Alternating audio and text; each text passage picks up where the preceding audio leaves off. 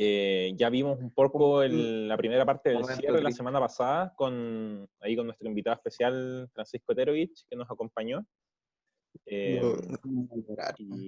después, hoy día vamos a tener ya un poco un resumen, vamos a contestar algunas preguntas, sobre todo las preguntas que aparecen en el libro al final. Para los que los tengan, las vamos a revisar. ¿Ya? Al final de la unidad aparecen 8 preguntas y esas las vamos a responder durante la clase de hoy. Así que, nada, démosle nomás, démosle. Vamos a esperar a las 4:05, sí, para que partir, esperando que todos estén ya presentes. Profe, ¿sobre qué va a ser la nueva unidad? La nueva unidad es, si no me equivoco, es movimiento rectilíneo uniforme. Ah, dale. Que es toda la descripción de movimientos en línea recta, todo lo que es velocidad, todo lo que es Igual aceleración. va a haber como la luz, cosas así. No, la luz se ve en primero medio. No, digo, pero como refiriéndome a eso sobre la línea recta, como Ah, algo claro. parecido. Sí, o sea, pero vamos a estudiar trayectorias de cuerpos. Por ejemplo, si yo lanzo un cuerpo y no hay roce, este cuerpo puede seguir avanzando infinitamente. Entonces vamos a entender como los distintos conceptos que afectan al movimiento de un cuerpo. Para eso vamos a ver... Ah, ok. En la clase pasada se habló de eso, profe. ¿Cómo? En la clase pasada no me acuerdo quién dijo eso. En la clase pasada... Lo dijo con una bala. Sí, pues Sí. con una vara... exactamente. Si Si no hay, disparas una bala en el espacio se detendrá. exactamente. Ahí nuestro invitado ahí, Francisco, creo que lo dijo, o alguien ahí también lo comentó. No me acuerdo exactamente quién. Pero bueno. Vamos a darle entonces con la actividad del día de hoy, o sea, con la clase del día de hoy. Ya son las 4:05, así que partimos. Clase número 11, cierre de unidad parte 2, ¿cierto? La clase número 10 fue nuestra charla con nuestro invitado, ahí su exposición. Antes de partir, como siempre, ojalá estén en un espacio iluminado, que tenga esta clase es súper importante que tengan a mano su cuaderno y su lápiz, porque en verdad van a tener que anotar un par de cosas importantes que vamos a hablar en la clase. Si bien la clase está grabada, yo sé que no todos revisan la clase después. Así que no todo lo que hablemos hoy día, no todo lo que contestemos hoy día va a estar va a quedar en la diapositiva. Así que los invito a que tomen apuntes en esta clase porque es el cierre de la unidad. Vamos a tratar de resumir todo lo más importante de esta unidad. Así que, sobre todo para esta clase, es súper importante que tengan cuaderno y lápiz a mano. 45 minutos, 1 hora más o menos va a durar esta clase. Va a ser bien participativa, así que los quiero ahí participando harto como en las clases anteriores. Ojalá estén en un lugar donde se puedan concentrar, siempre respetar a sus compañeros y al profesor, y la clase la hacemos todos, ¿ya? Así que es súper importante por eso su participación. Salón de la Fama, tenemos acá con negrita a nuestros nuevos integrantes de nuestro Salón de la Fama, a las personas que están al día con todas las actividades. Aquellos que les faltan actividades por enviar y no saben cuáles son, envíenme un mail ahí o déjenme su mail en el chat. Yo le puedo enviar a usted un mail con todas las actividades. Lo he hecho a varios compañeros de ustedes.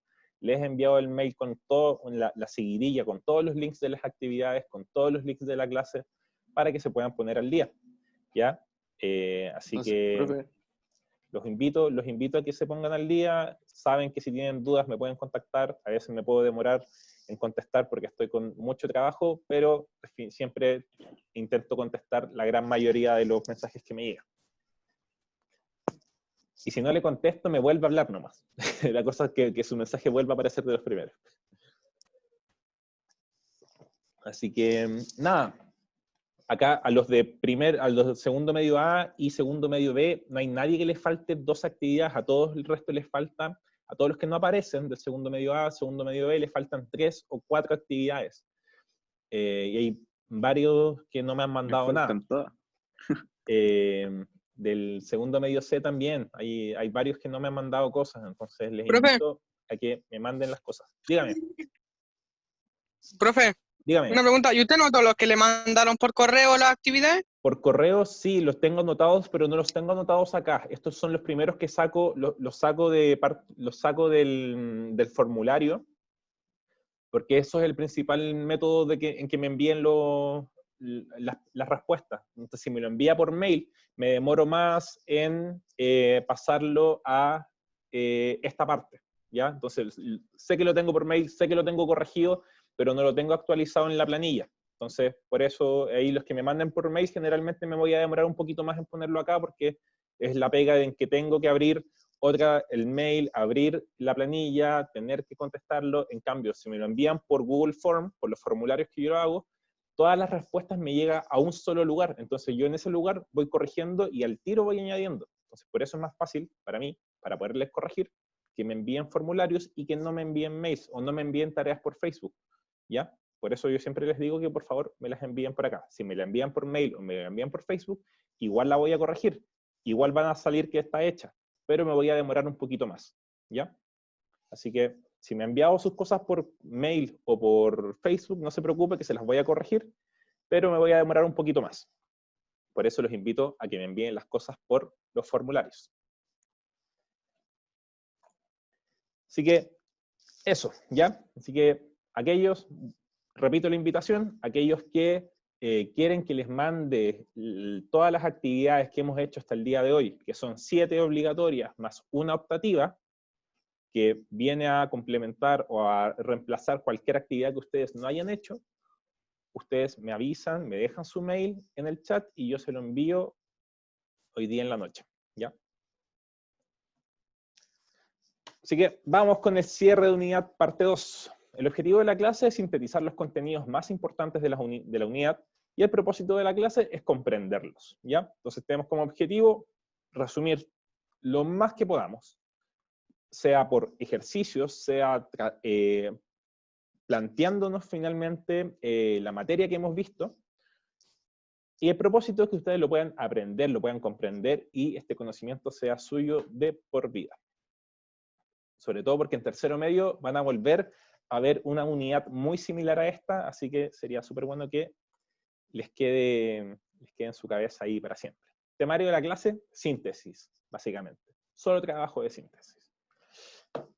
Así que no se diga más y vamos a partir.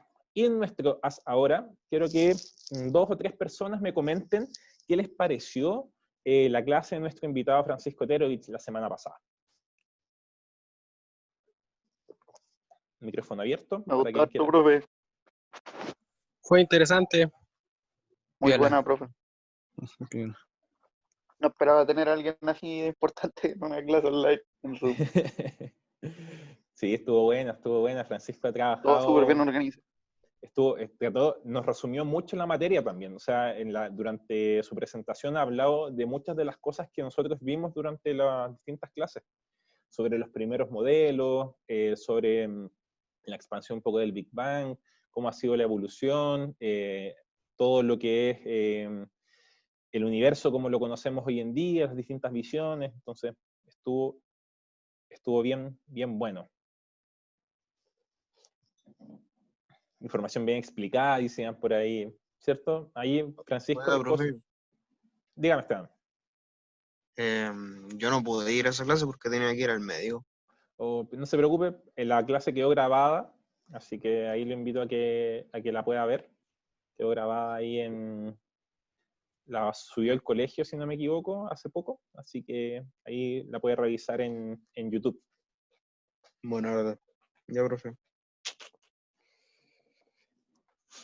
Y alguien me preguntó acá en el chat si tengo WhatsApp. Obvio que tengo WhatsApp, pero no se los puedo dar porque no es un medio de comunicación oficial para comunicarse conmigo, ¿ya? Mail, idealmente, Instagram también lo pueden ocupar, pero WhatsApp lo tengo más para trabajo y como entre profesores y laboral, ¿ya? Y personal. Brutal. Así que es una mala idea dar mi número de teléfono para que me comuniquen. Así que si quiere comunicarse de forma más directa, le recomiendo Instagram. Profe-Basti Zambrano, ahí es donde contesto de forma casi más inmediata que en el resto de las otras plataformas. Ya, entonces, Bueno. partamos. Síntesis. Entonces vamos a hablar un poquito de los modelos, la evolución de los modelos que estudiamos durante las distintas clases. Inicialmente, como nos contó Francisco y también como lo vimos nosotros, la primera propuesta de modelo fue el de Aristóteles, ¿cierto? Que planteaba un universo donde principalmente la Tierra era el centro del universo, de todo el universo, y todo el resto se movía en distintas esferas concéntricas, ¿cierto? Entonces, de Aristóteles sabemos que el universo se conforma por regiones. Cada región es una esfera, ¿cierto? Y la esfera más lejana es donde se encuentran las estrellas, de forma fija. Y en cada esfera ahí tienen distintos. Se mueve la Luna, ¿cierto? Después en una esfera más exterior está Mercurio, después Marte, el Sol, ¿cierto? Y los otros planetas. Hasta las estrellas que estaban en la esfera más externa y estaban fijas en el espacio, para Aristóteles, ¿cierto? Después viene Ptolomeo, ¿cierto? Ptolomeo 300 y tantos años después de Cristo, nos decía que la Tierra está en el centro, tiene también un modelo geocéntrico, ¿cierto? Y los planetas se mueven en epiciclos, es decir, los planetas giran en torno a la Tierra, pero también tiene un movimiento aparente, que es este epiciclo, ¿cierto? Que se movía haciendo como redondelas mientras iba avanzando en su órbita. Entonces, lo más importante de Ptolomeo es que nos dice que este movimiento no es como un círculo, no hace la órbita de un círculo, así como tal, sino que hace una órbita de un círculo en nivel macro, pero en nivel micro va haciendo estas distintas vueltitas, ¿cierto? Acá vamos a poner que esta es la Tierra, este es un planeta, y este planeta va generando este tipo de vueltas, ¿cierto? En torno a su órbita circular. Y eso era un epiciclo, ¿cierto? Entonces los planetas se movían de esta forma y así Ptolomeo podía explicar el movimiento aparente que existe entre los planetas. Y ya. Después tenemos a Copérnico. De Copérnico nos dice que, ok, el planeta Tierra no es el centro del universo. Esteban, te voy a silenciar porque es como que escucho algunas cositas así como que estoy moviendo el celular. Así que... entonces, de Copérnico sabemos que el Sol es el centro de los planetas. El Sol es el centro de los planetas del sistema solar. Y los planetas lo orbitan. Pero Copérnico decía que estas órbitas eran circulares. ¿Ya? Estas órbitas debían ser circulares, ¿por qué? Porque todo aquello que era circular era divino, creación de Dios, etcétera, etcétera, etcétera. ¿Cierto? Entonces teníamos de Copérnico, el Sol es el centro y los planetas lo orbitan en órbitas circulares. Después viene la teoría de Kepler, ¿cierto? Nosotros podemos ver acá que esto hace esa vueltita, ¿cierto? Vamos a ver la flecha acá y la flecha acá. De Kepler destruye esta teoría de que los planetas orbitan en órbitas circulares, sino que lo hacen en órbitas elípticas, ¿ya? Y además de Kepler, nos entrega las leyes de Kepler, ¿cierto? La primera ley de Kepler me dice que los planetas orbitan en órbitas elípticas. La segunda ley de Kepler me indica que los planetas se mueven con mayor velocidad cuando están más cerca del Sol. Y la tercera ley de Kepler me indica que existe una relación entre el periodo y la la forma de la órbita, ¿cierto? Entre finalmente la forma de la órbita y el periodo que ellos realizaban, el periodo que tenía ese planeta orbitando en tal órbita. Entonces, Benja me pregunta, profe, ¿podríamos decir que el Sol no es el centro del universo, sino que de nuestra galaxia? Es más bien el centro de nuestro sistema, ¿ya? Porque nuestra galaxia es la Vía Láctea, pero no el Sol, como bien vimos en lo que nos mostró Francisco la semana pasada, la Vía Láctea es un punto enano dentro de lo que es toda la Vía Láctea. Entonces nosotros refiriéndonos como al espacio, somos como un microbio. somos un microbio, o más chico que eso. O más chico que eso. Si se Un acuerdan, átomo. ¿se acuerdan que lo que decía Francisco es que en toda la Vía Láctea, en toda nuestra galaxia, existen millones de veces la cantidad de los granos de arena en estrellas? O sea, las estrellas que hay en el universo son millones de veces la cantidad de granos de arena que nosotros tenemos en el planeta. O sea, hay una cantidad casi que infinita, por decirlo de alguna manera, de estrellas. O sea, una cantidad muy, muy, muy, muy grande que no alcanzamos a dimensionar. Y nosotros no somos el centro de eso, claramente. Nosotros solamente somos parte de una gran, gran galaxia, pero no somos el centro de ella. Y el Sol solo vendría a ser el centro de nuestro sistema. ¿Y cuántos gramos de arena? Más que gramos, son granos. Imposible. Son granos de arena, ni siquiera son los gramos como peso, sino los granos. Cada grano, cada partícula de arena. Entonces, ¿y cuántos hay? No sabemos. Pero Es imposible. probablemente, o sea, uno podría saberlo, podría Pues voy a estimarlo. contarlo, pero Podría estimarlo. nunca va a llegar a un exacto. Exactamente. Eso se puede. ¿Cuánto sería? Pensé, No se puede. los voy a dejar desafiados para que lo piensen, porque yo no tengo idea cuánto es. Pero tomen para sacar un promedio, habría que ver cuántos granos de arena hay en un metro cuadrado, o un metro cúbico más bien. Ya usted agarra un metro cúbico de arena y estima cuántos granos de arena hay ahí. Y después hace esa misma estimación midiendo todas las playas del océano. Todas las playas del mundo, inclusive, y todo lo que hay, toda la superficie que hay en el océano. Y estima que hay unos 2, 3, hasta 4 metros quizás de arena en algunas partes. Y ahí tendrá el volumen de toda la arena que hay en el mundo. Y sabiendo el volumen de toda la arena que hay en el mundo, se multiplica por la cantidad de granos que usted vio en un metro cúbico. Y haciendo una multiplicación podría llegar a estimar un número. Pero eso es un número demasiado, demasiado grande que sale de nuestra imaginación, yo creo. Ya, entonces, quedamos en Kepler. No nos perdamos en esto, porque la clase viene para largo, ¿ya? Así que... y después tenemos Newton. De Newton sabemos el movimiento de los astros se debe a la fuerza de atracción gravitacional.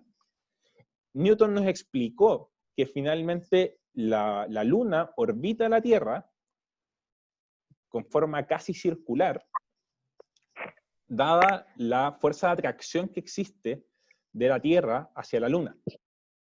Profe, Dígame. ¿qué pasa si la Luna gira más rápido? Más bien. No es como que pasa, o que pase algo. La Luna va a seguir siempre como su órbita, o sea, alrededor de la Luna, la Luna hace su órbita alrededor de la Tierra. Si la Luna girara más rápido en torno a la Tierra, afectaría las mareas, ¿ya? Afectaría también el movimiento de algunas corrientes. Y este movimiento, si la Luna girara más rápido en torno a la Tierra, haría inclusive que tuviéramos mayor movimiento de las mareas, que podríamos casi que tener, ¿cómo se llama? Como mareas muy altas, maremotos quizás no lo sabría, porque debería ser dependiendo de cuán rápido gire finalmente la Luna.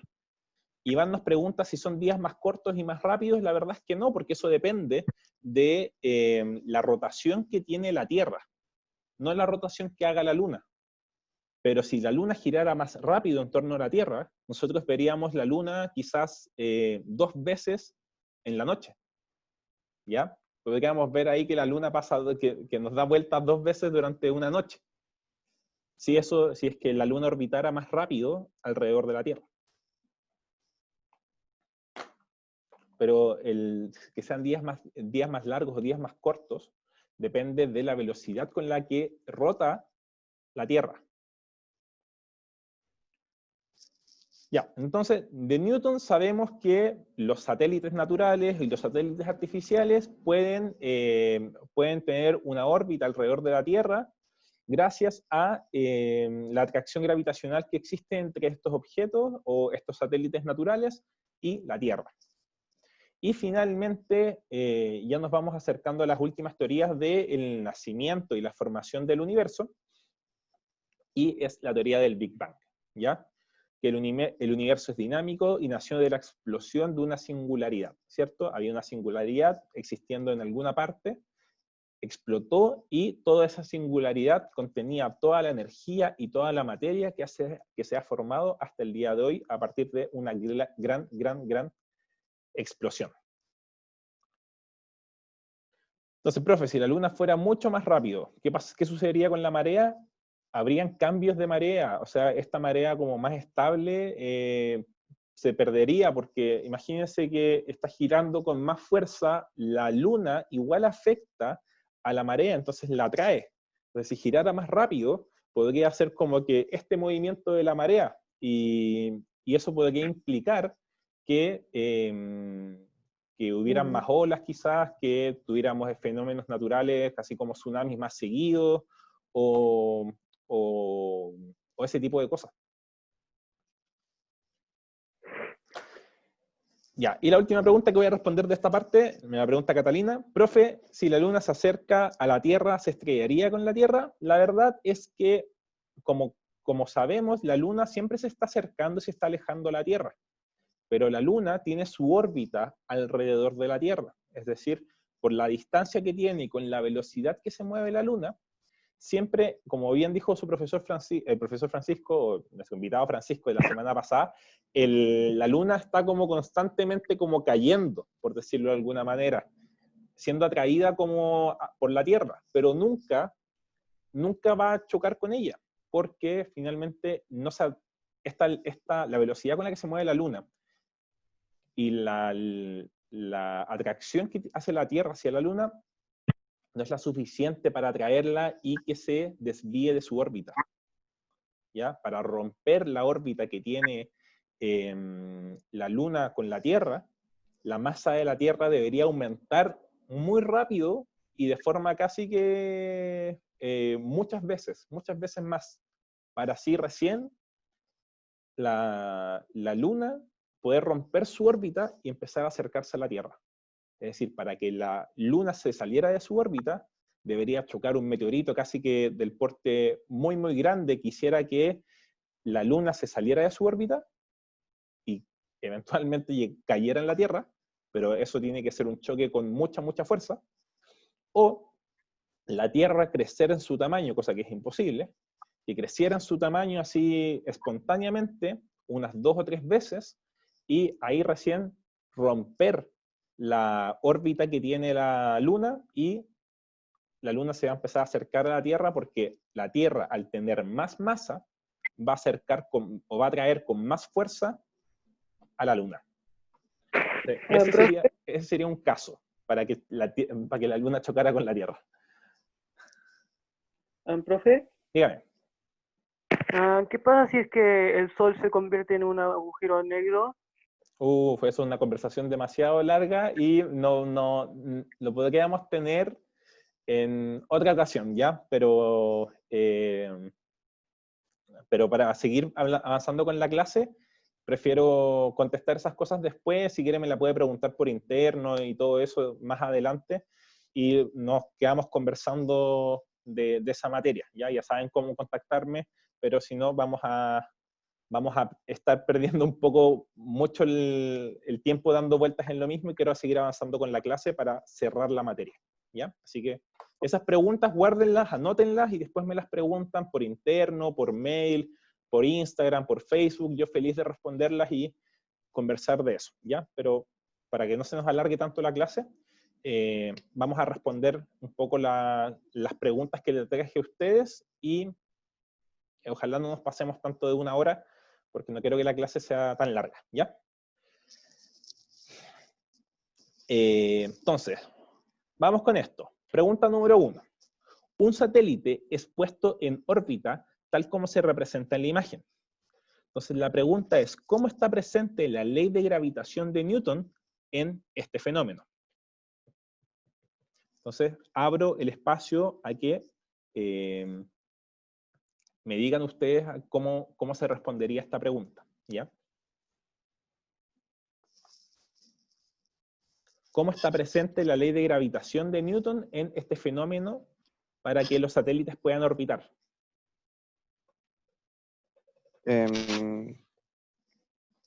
¿Puede volver uno atrás para acordarnos cuál era? La ley de gravitación de Newton tenía que ver con...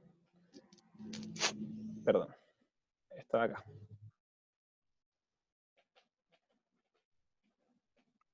Ah, ya lo vi. Yep. Entonces, ahí Iván Aedo nos responde, porque el satélite no alcanza la velocidad de escape y por ende se queda atrapado. No alcanza a salir. Ya, no alcanza a salir. Pero también hay un efecto, hay otro fenómeno. Dale, Benja, te escucho. Tenía entendido que esto era por la materia, la masa que contenía el planeta, ¿o no? Sí, o sea, lo que hace el planeta está constantemente atrayendo al satélite, ¿cierto? Pero ¿por qué el satélite finalmente no se cae? ¿O por qué el satélite no se escapa también? Que es otra opción. El satélite no se escapa de esta órbita. ¿A qué se debe?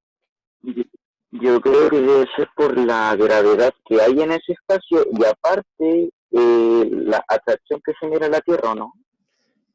Efectivamente. Ahí entre Iván y Benja se arma una respuesta que engloba esto. Y la respuesta es súper simple, ¿ya? ¿Cómo está presente la ley de gravitación de Newton en dicho fenómeno? El planeta, la fuerza de gravedad que tiene el planeta, permite mantener al satélite en la órbita, ¿ya?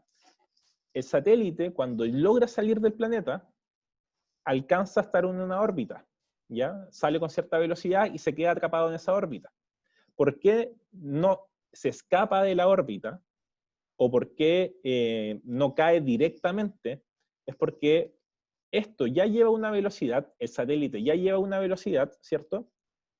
Pero el planeta lo atrae constantemente.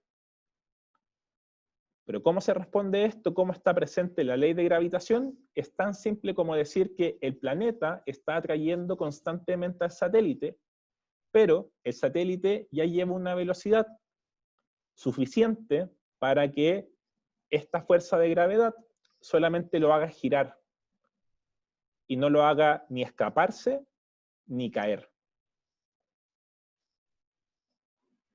Entonces, es pensar que la fuerza de gravedad sumada a la velocidad que ya lleva el satélite va a hacer que gire. Si el satélite no llevara esta velocidad, el satélite, ¿qué pasaría? Se atraería a la Tierra. ¿Qué pasa si el satélite tuviera una velocidad mucho, mucho mayor? El satélite se escaparía de la órbita. Por lo tanto, ¿cómo se responde esto de forma simple? Es la fuerza de gravedad, así que esto lo pueden anotar, ¿ya? La fuerza de gravedad permite mantener al satélite en una órbita estacionaria. Mejor lo voy a anotar acá. La fuerza de gravedad permite mantener al satélite en una órbita estacionaria. ¿Ya? Entonces, esa es la respuesta. La fuerza de gravedad permite mantener al satélite en una órbita estacionaria. ¿Qué se refiere a una órbita estacionaria? Significa una órbita que no cambia, una órbita que no va a variar. Así que, lo borré, perdón. Entonces, así, con esto se responde la primera pregunta. Así que muchas gracias ahí, Benja, Esteban e Iván, por participar en esta parte. 2. ¿Cuáles son algunos de los fenómenos terrestres y astronómicos explicados por la gravitación universal? Los terremotos, Los terremotos no tanto, no, o sea, de hecho, tajantemente podríamos decir que no, porque si los terremotos se explicaran por la fuerza gravitacional, podríamos predecirlos, y no se predicen tanto. Ahí Iván Aedo nos dice la marea, efectivamente. La marea es un fenómeno que se explica por los efectos terrestres y astronómicos explicables por la gravitación universal. y los volcanes, profe, Los volcanes tampoco mucho, porque eso tiene que ver más con el funcionamiento que hay debajo de la Tierra. ¿Ya? Debajo de la Tierra hay magma, las placas tectónicas se mueven, estos movimientos de placas pueden generar erupciones de volcanes, pero eso no está explicado tanto por la... Oiga, profe, dígame. el magnetismo de los polos, ¿o no? Eso tiene que ver más con algo que es propio de la Tierra, ¿ya? No tiene que ver tanto con la gravitación universal que tiene la Tierra. Entonces, Profe. tenemos la marea. Los terremotos y los tornados no. ¿Ya? Dígame, ¿quién me preguntó algo? Profe, ¿y los huracanes? Los huracanes tampoco. y la antigravedad, La antigravedad tampoco es parte de esto. Las que estaciones del año, profe. Eso sí. Podría decir que las estaciones del año se explican un poco por la atracción, por la gravitación universal, pero no es tan preciso. Ahí es hilar demasiado fino. Me dijeron también los satélites, ¿ya? Eso sí. Los satélites naturales y artificiales.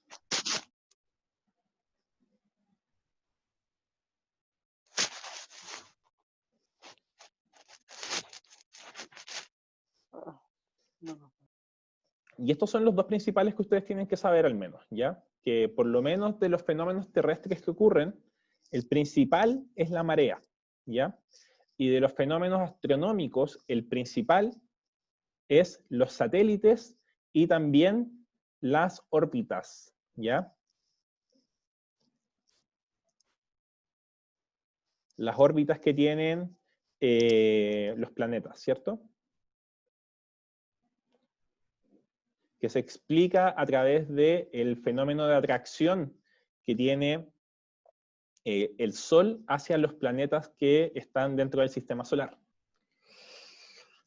Entonces tenemos marea, los satélites, la órbita de los satélites y la órbita de los planetas.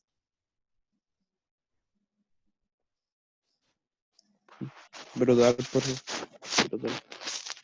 Ya, así que espero las hayan anotado. Si no, me las puede preguntar ahí por el chat y las podría escribir nuevamente. Vamos con lo siguiente. Explica según el Big Bang la cronología del cosmos, indicando los sucesos más relevantes ocurridos en los puntos 1, 2, 3 y 4. Aquí vamos a ver si se acuerdan, si tienen buena memoria con respecto a esto. ¿Qué sería el punto número 1? Esto de acá. La explosión, profe. Exactamente, súper simple. Esa es la gran explosión.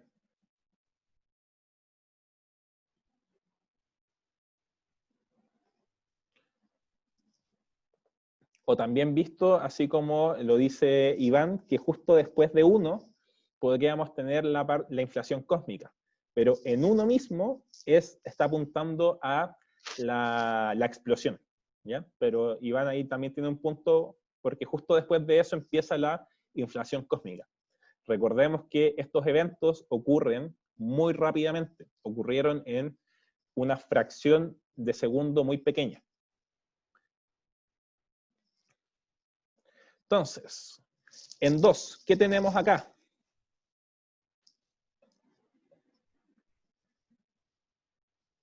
¿Qué es Los primeros astros, los soles, todas esas cosas, pues, ¿no? No, todavía los soles, para que se acuerden, están recién como por acá.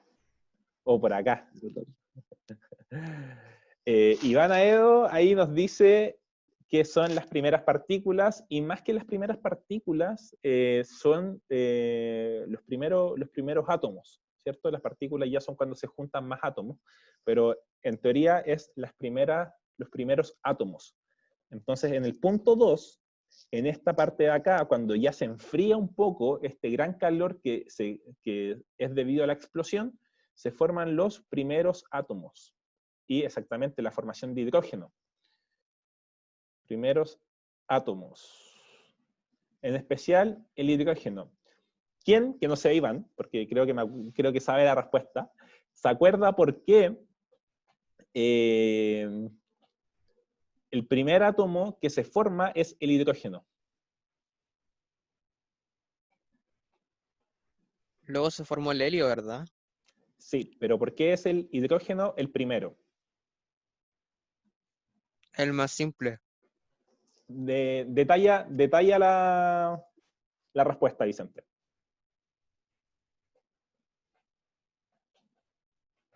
Porque es básicamente el átomo más, ¿cómo decirlo? Más simple a lo que es nivel atómico.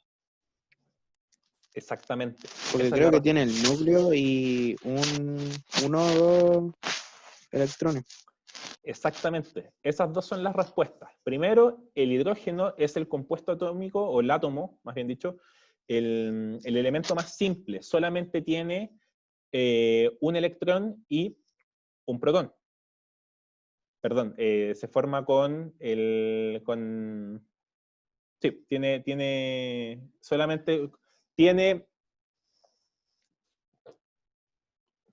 un electrón, efectivamente. Entonces, por lo tanto, es el más simple de formar. Es el átomo que es más fácil, de alguna manera. El núcleo no tiene que atraer tantos electrones para que se forme ese átomo.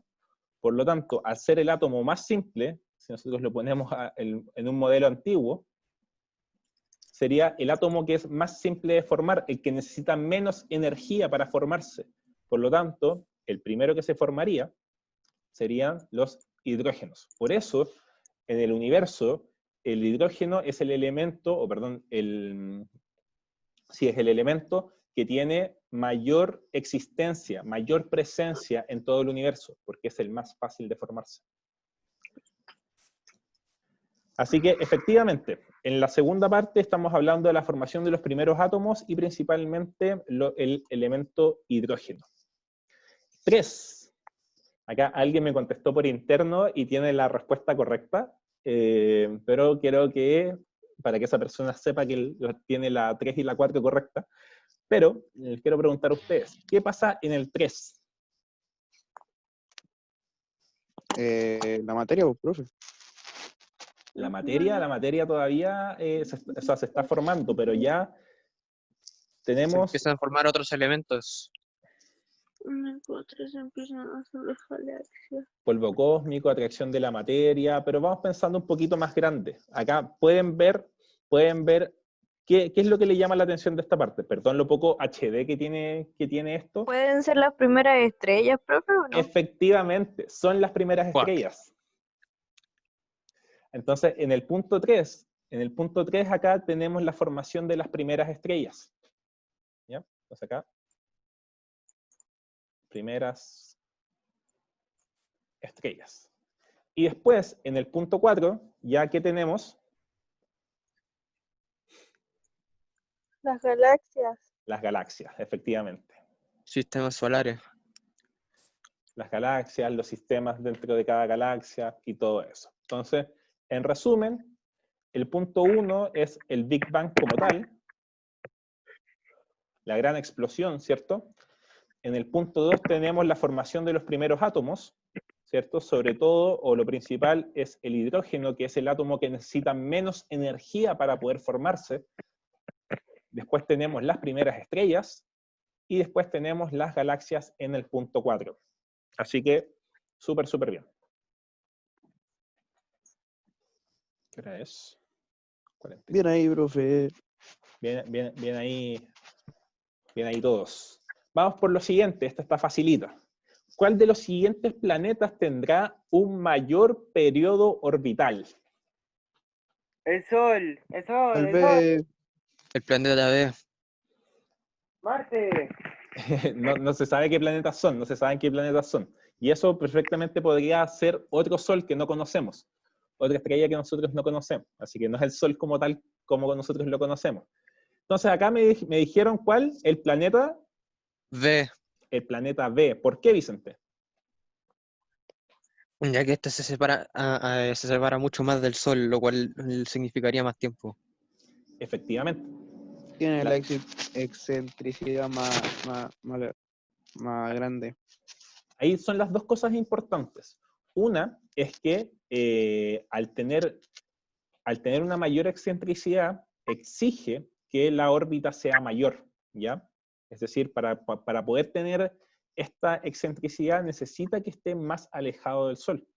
Y planetas que están más alejados del Sol tienden a tener una órbita, o sea, un periodo orbital mayor. Es decir, tiene que recorrer más espacio y lo va a hacer a menor velocidad que el planeta A.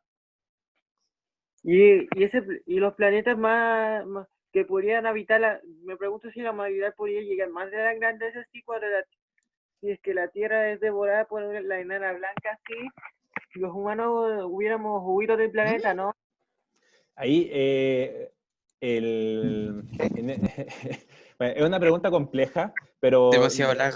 Es una pregunta compleja, que es un caso hipotético de cómo sería el huir del planeta Tierra en el caso de que hubiera una explosión o que hubiera pasado alguna catástrofe. Eso también lo podemos contestar en otro caso, ¿ya? Pero no me quiero desviar mucho de la materia en sí, ¿ya? Ya, profe. Entonces, acá por interno me dicen, al tener mayor excentricidad requiere más tiempo para completar su órbita. Eso es verdad. Podría necesitar más tiempo para completar su órbita, ¿ya? Así que, simplemente, el radio orbital, que es como las medidas que tiene la órbita, ¿cierto? Recordemos que podemos medir una órbita elíptica a partir de su semieje mayor y su semieje menor, ¿ya? El semieje mayor y el semieje menor son mucho más grandes que el de este de acá. Por lo tanto, al ser más grande va a implicar que va a requerir más tiempo en hacer esa órbita. Así que, así sería como la respuesta correcta. Debido a que el semieje mayor y semieje mayor y menor son mucho más grandes que el de esta de acá. Sí, va a haber tarea, va a ser 4 preguntas de alternativa, ¿ya? La tarea del día de hoy. 5. En el esquema se muestran ciertas posiciones de planeta a lo largo de su órbita, ¿ya? Si las áreas A4 y A2 son iguales, ¿cómo será el tiempo que se demora el planeta en moverse de G a H respecto de C a D? Entonces vamos hablando un poquito de esto. Tenemos que las áreas de la área A2 y la área A4 son exactamente iguales. Es decir, todo esto que está acá, todo eso es exactamente lo mismo que esto que está acá arriba, ¿ya? Las áreas la superficie es exactamente la misma. A2 con A4. Entonces, acá me preguntan, ¿cómo será el tiempo que se demora el planeta en moverse de G a H, es decir, de G a H, y de C AD.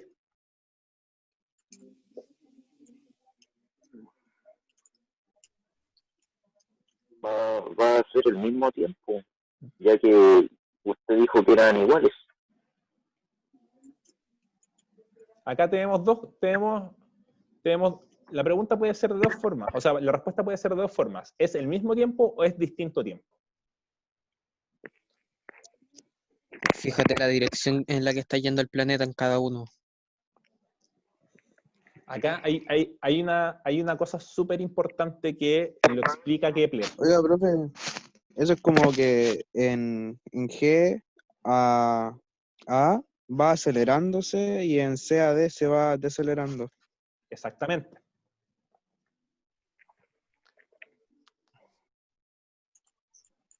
Pero, entonces la pregunta es, ¿son el mismo o son distinto tiempo? Distinto, profe. Acá tenemos que acordar lo que nos dijo Kepler. Kepler nos dice directamente, a partir de que el planeta se mueve más rápido cuando está más cerca del Sol, él pudo describir algo, se dio cuenta de algo, que áreas iguales implican tiempos iguales. Por lo tanto, al moverse el planeta de G a H, barrió toda esta área. Y de ir de C a D, barrió toda esa área. Lo que nos dice Kepler, que si las áreas son exactamente las mismas, significa que el tiempo que se demoró en ir de G a H va a ser el mismo que se va a demorar de ir de C a D. Por lo tanto, para que se acuerden de por vida, si las distancias, si las áreas recorridas por el planeta en cualquier parte de la órbita son iguales, los tiempos en que se demoró en barrer esa área también van a ser iguales.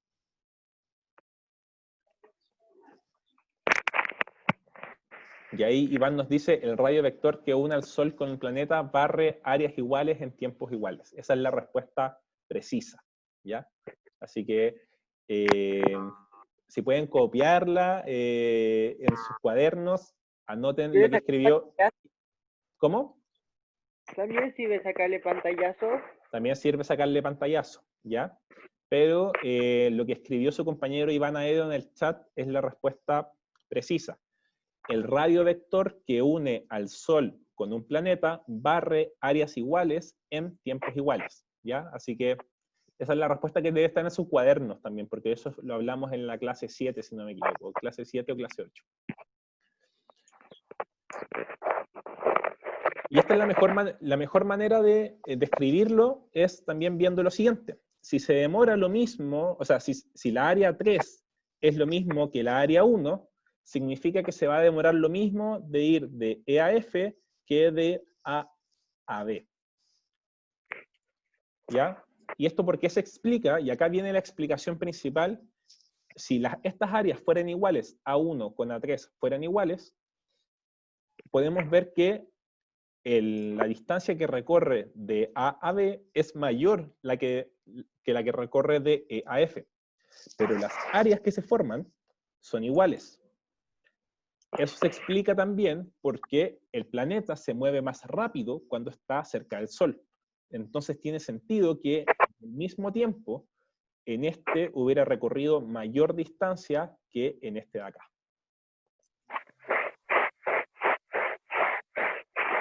Así que con eso estamos en esta parte. Nos quedan un par de preguntas, ¿ya? Así que, ¿qué hora es? 53. A las 5 vamos a tratar de que termine la clase y nos queda a las 7 y las 8, si no me equivoco. Así que estamos casi listos. ¿Qué conceptos completan de manera correcta el organizador? ¿Cierto? Esto lo vimos en una tarea, ¿cierto? Yo les pedí que me rellenaran esto en una de las tareas que tuvimos en la clase 3, clase 4, si no me equivoco. Entonces, vamos hablando súper rápidamente. el modelo del cosmos, ¿cierto? Según el cuerpo celeste que se sitúa como centro, puede ser un modelo geocéntrico o un modelo heliocéntrico, ¿cierto? Si la Tierra es el centro, se llama geocéntrico. Si el Sol es el centro, se llama heliocéntrico. Heliocéntrico. Perfecto. Después, el modelo geocéntrico, el primero que vimos, ¿por quién fue propuesto? Aristóteles. Bien. ¿Y el otro? Ptolomeo. Ptolomeo. Perfecto, ¿cierto? Ptolomeo hablaba de epiciclos y Aristóteles hablaba de las regiones infralunares y supralunares, ¿cierto? Todo lo que está debajo de la esfera de la Luna y todo lo que está por sobre la esfera de la Luna. ¿Ya? Entonces vamos ahora a lo que nos dijo Copérnico. El orden de los planetas que dijo Copérnico, ¿cuál es? ¿Cuál es el primer planeta? Mercurio. Cierto que está Mercurio retrógrado últimamente, ¿cierto? Para los que cachan algo de astrología. Después tenemos... La Tierra. Venus. Venus. Tiene Venus. Marte. Después viene la Tierra. Tierra. La Tierra, bien. Brutal. Marte. Júpiter, Saturno, Urano. Marte, sí. Júpiter y Saturno. Júpiter, Saturno. Se lo hubiera Marte, dicho todo de una. Júpiter y Saturno. Vale. Urano y Neptuno no eran visibles, ¿o no, profe? Todavía no eran visibles para Copérnico. Pero muy bien, muy bien. Esto lo completamos súper rápido, ¿ya? Esto se lo tienen que saber así, es como de lo principal de la materia con lo que vimos, con lo que hemos visto, ¿ya? Si esto lo saben bien, se peinan con esto, ¿vale? Dígame. Yo los planetas me los memoricé con una canción cuando estaba en cuarto, tercero, por ahí. Al final de la clase nos va a cantar la canción entonces para mostrarnos cómo era esa canción, porque a mí nunca me enseñaron los planetas, nunca me enseñaron los planetas con una canción, lo envidio, yo me los aprendí a la fuerza. Ya, démosle, vamos con la última pregunta entonces del día de hoy. Juan, no sé si hay un Juan en esta clase, pero Juan completó la siguiente tabla, ¿ya? Entonces nos dijo que el modelo de Ptolomeo, el centro del universo es la Tierra. Después que las órbitas que hace son, acá dijo Juan que son circunferenciales. Y la presencia de esferas de estrellas fijas dijo que sí. Copérnico, según Copérnico, Juan dijo lo siguiente, que para Copérnico el centro del universo es el Sol, que las órbitas planetarias son epiciclos y la presencia de esfera de estrellas fijas era falso. ¿Ya? Entonces la pregunta acá es, ¿Juan lo hizo bien o lo hizo mal? Mal. ¿Cuál es la principal diferencia? Los epiciclos no tienen nada que ver. ¿En quién? En Copérnico. Perfecto. ¿Cierto? Acá dijo que Copérnico, ¿cómo eran las órbitas? Circunferenciales.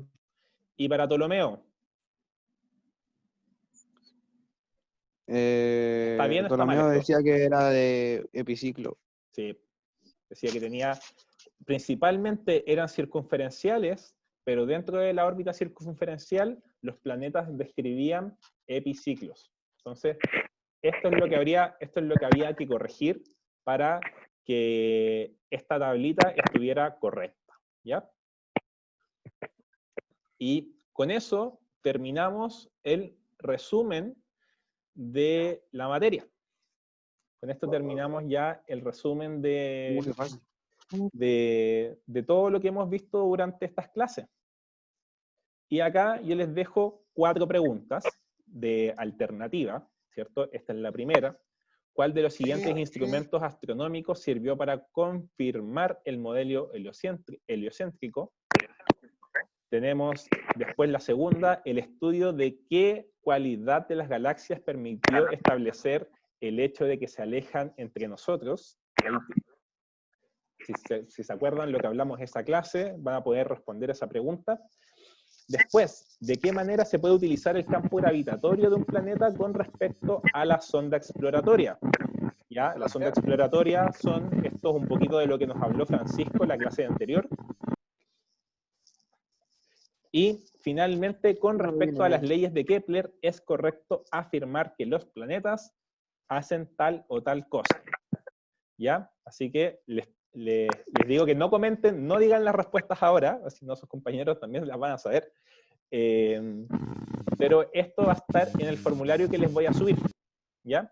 Y finalmente, como siempre, les dejo unas preguntas de metacognición para que ustedes puedan responder ahí qué les costó, qué fue lo que no entendieron, y todo eso, ¿ya?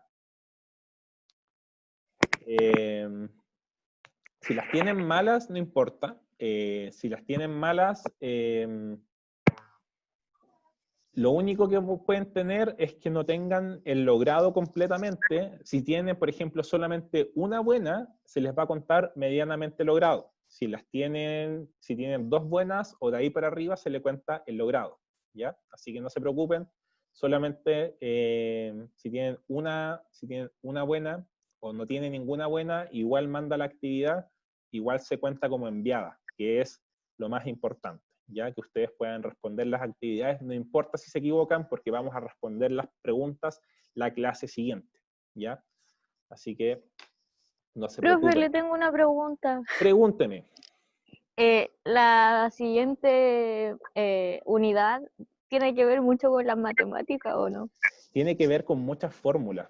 Vamos a ocupar muchas fórmulas de matemática para, o sea, más que fórmulas, es solamente saber reemplazar números, saber reemplazar funciones, pero es muy, muy, muy simple. Y se lo voy a explicar, de hecho, en mi materia favorita, segundo medio, y lo voy a explicar con muchas ganas y muy bien, muy entretenida, de forma que lo puedan entender lo más fácil posible.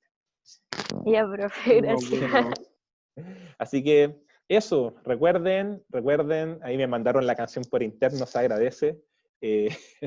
Recuerden que quienes quieran que les mande las actividades que les faltan, déjenme su mail en el chat, yo se lo envío hoy día en la tarde, y les subo la clase a Facebook ahora, para que la puedan revisar, y también para que puedan ver las preguntas y el formulario, ¿cierto? En el formulario igual van a aparecer las preguntas y la alternativa. Así que no es necesario que esté abriendo el documento para contestar en el formulario. En el formulario van a aparecer las preguntas. Pregúnteme, acá Vicente me dice, ¿de qué color el forro de matemática es azul y siempre va a ser azul? El forro de matemática siempre es azul. Se trajo el meme de Instagram para la clase. Y hay una explicación de por qué es azul, y es una explicación que tiene que ver con un poco con psicología. Esto como dato freak. De hecho, voy a parar la clase ahora porque todo lo que hable ahora va a ser de distinto de la clase.